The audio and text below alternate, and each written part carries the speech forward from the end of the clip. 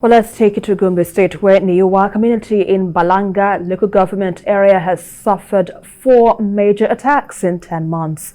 While the once lively town is now almost deserted, most of its residents having fled to seek refuge elsewhere. Our correspondent, Larry Adeyemi, visited the troubled town to see the devastation firsthand and seek a solution to the perennial conflict. Gombe State has been touted as the oasis of peace in Nigeria's embattled northeast region. But the monster of violence is slowly emerging from the cracks of land disputes and traditional rights. Nyuwar, a rocky community in Balanga local government area, has suffered more than most. Believe it or not, but this deserted town was once busy, full of life. But after several attacks, with dozens of lives lost and hundreds of houses destroyed, it's a shadow of its former glory. Residents are desperate, seeking for help. Going around the town, the smell of death and destruction was pervasive. The few people that have stayed behind wanted to show me the extent of their losses. They burned down the school. It was difficult to contain the anger, loss, and sense of abandonment. The economy here is collapsed automatically because of this activity. This has been a booming community. If you look, we're agrarian people. We farm, we do so many things. But if you have been here before now, and if you look at this town of what it has been now, you will shed tears. The village head explains to me that he has lost almost everything. His family fled and are now refugees in the state capital. His houses, barns, and farms have been destroyed. He chose to stay to defend his ancestral home, even if it will cost him his life.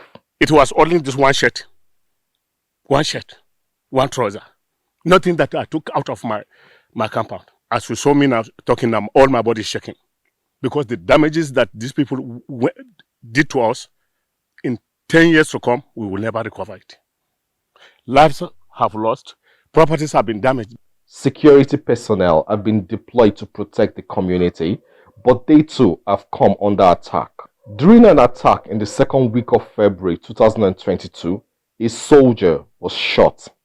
In early 2021, the Gombe State governor visited this community and later joined his counterpart in Adamawa State to meet with traditional rulers in the hope of finding a lasting solution to the crisis. The outcome of that meeting was, putting up a joint committee headed by the 2 deputy governors as co-chair.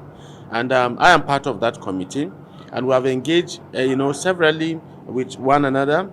In fact, we have visited Adamawa, and we have visited the palaces of the 2 paramount leaders.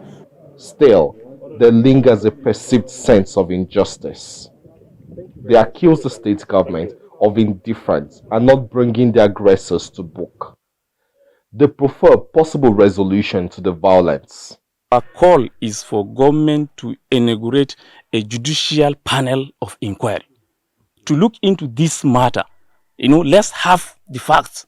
Let's blame those that are supposed to be blamed. Let's know why is this crisis, so that at the end of the day, government will now establish a white paper on how to bring a lasting peace to this particular community. In December, we went to give some stipends to those that were affected, just to help them settle down the more. And security agencies are still stationed in those communities, and government is bearing the cost. But so nobody can claim that he or she has been abandoned. As I journeyed to other communities to seek for the displaced women and children of Nyuwar, I found them living and sleeping on the trees in the open, surviving on the charity of their host communities. We come here with our little children, small ones, suffering from cold. Even what to eat now is even a problem. These women and children are from Nyuwar. They ran to this community called Jesu to seek refuge. They are calling on Gombe State government to come to their aid and find lasting solution to the perennial violence so that they can return to their homes and pick up the pieces of their lives. Larry Adeyemi, Nyuwar, Gombe State.